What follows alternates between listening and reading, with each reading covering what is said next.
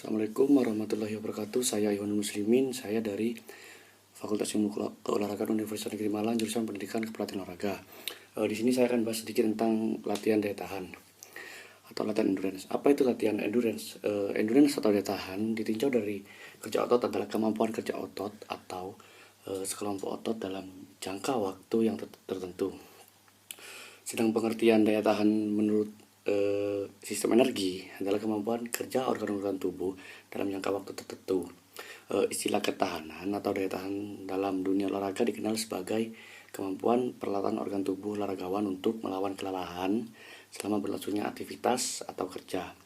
Dalam hal ini dikenal yaitu ada dua macam daya tahan ya. Pertama itu daya tahan umum atau general endurance, yaitu kemampuan seseorang dalam menggunakan sistem jantung, paru-paru, dan peredaran darah secara efektif dan efisien untuk menjalankan kerja secara terus-menerus yang melibatkan kontraksi sejumlah otot-otot dengan intensitas tinggi dalam waktu yang cukup lama. Yang kedua itu daya tahan otot atau local endurance, yaitu kemampuan seseorang dalam menggunakan ototnya untuk berkontraksi secara terus-menerus dalam waktu yang relatif lama dengan beban tertentu. Daya tahan sendiri memiliki manfaat yang cukup banyak ya. Sebuah penelitian menunjukkan bahwa integrasi yang tepat dari latihan kekuatan pada program latihan atlet endurance dapat memberikan hasil yang signifikan berupa performa yang lebih baik dibandingkan dengan latihan endurance klasik atau hanya fokus pada aerobik. Ketika melihat lebih dekat pada performa endurance, ada beberapa faktor yang berperan penting, yaitu VO2 max atau volume oksigen maksimal atlet, ambang batas laktat, dan efisiensi gerakan. Modalitas training tentu berpengaruhi faktor-faktor tersebut dengan menginduksi perubahan pada kekuatan dan kapasitas aerobik, kapasitas anaerobik serta fungsi neuromuskuler atlet. Latihan daya tahan memberikan pengaruh yang besar pada kekuatan dan kapasitas aerobik, tapi tidak memberikan efek yang besar terhadap kemampuan anaerobik maupun kemampuan neuromuskuler. Sebaliknya, latihan anaerobik kekuatan memberikan dampak yang besar pada fungsi neuromuskuler atlet dan efek yang sedang pada kekuatan dan kapasitas aerobik. Dengan mempengaruhi kemampuan anaerobik dan fungsi neuromuskuler, latihan aerobik dapat meningkatkan lambang batas asam laktat, meningkatkan efisiensi gerakan dan kemampuan pada aktivitas dengan intensitas tinggi.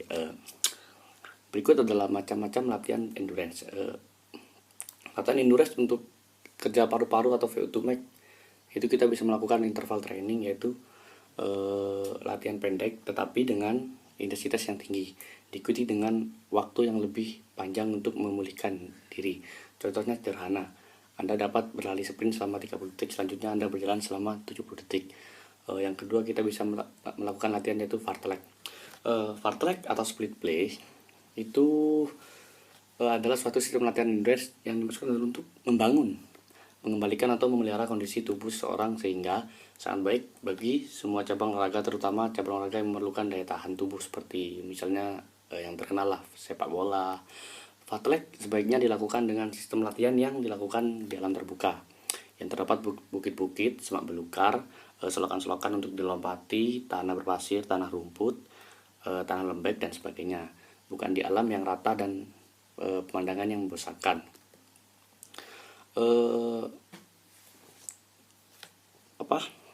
Macam-macam lari di bukit itu atau lari fartlek, ada yang beberapa varian, ada yang 30 sampai 60, ada yang 60 sampai 80, bahkan ada yang jarak panjang yaitu 100 sampai 150 meter, 400 sampai 600 meter. Ya, berikutnya adalah latihan daya tahan untuk otot ya. Yang pertama itu ada squat jump. Squat jump adalah gerakan eksplosif berjongkok. Berikut ini adalah tata cara melakukan squat jump, yaitu berjongkoklah hingga posisi squat, tekan ujung kaki Anda dan dorong tubuh Anda ke udara setinggi-tingginya ya. Setinggi-tingginya yang mungkin bisa Anda lakukan. Nah, saat Anda turun, segera tekuk lutut Anda, turun kembali ke posisi squat dan melompat lagi. Lakukan squat jump hanya pada permukaan yang kering ya. untuk membuat betis Anda bekerja lebih fokuslah pada mengangkat ujung kaki Anda, sehingga yang Anda bisa sebelum Anda memulai melompat. Yang kedua adalah split squat jump. Split squat jump adalah versi lanjutan dari squat jump. Memulai dengan posisi split dengan satu kaki ke depan dan satu kaki ke belakang, lalu turunkan tubuh Anda, kemudian bergerak mutar dan melompat ke udara. Sementara Anda berada di udara, ganti posisi kaki Anda sehingga kaki yang di belakang sekarang di depan dan sebaliknya. Mendaratlah pada ujung kaki Anda, kemudian bawa berat badan Anda kembali ke tumit Anda. Segera tekuk lutut Anda untuk mengurangi dampak yang timbul. Yang kedua ada squat thrust. Squat thrust ini efeknya sangat terasa pada kaki, lengan, dada, dan perut. Tata caranya bungkukkan badan dan membuat tangan menyentuh lantai, lalu lanjutkan dengan latihan plank.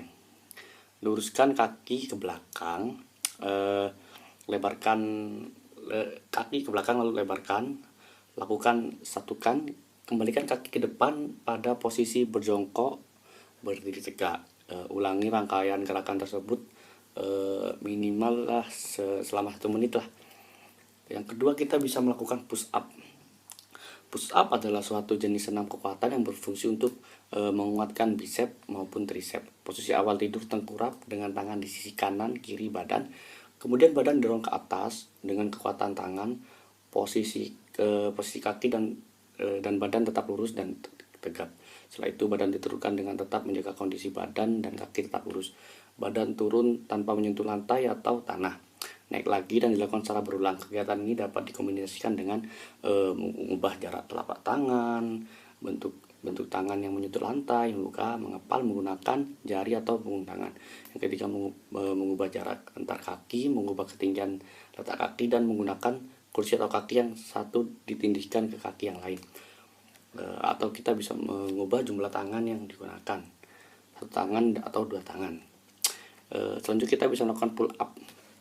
Pull up merupakan salah satu latihan otot punggung, latissimus dorsi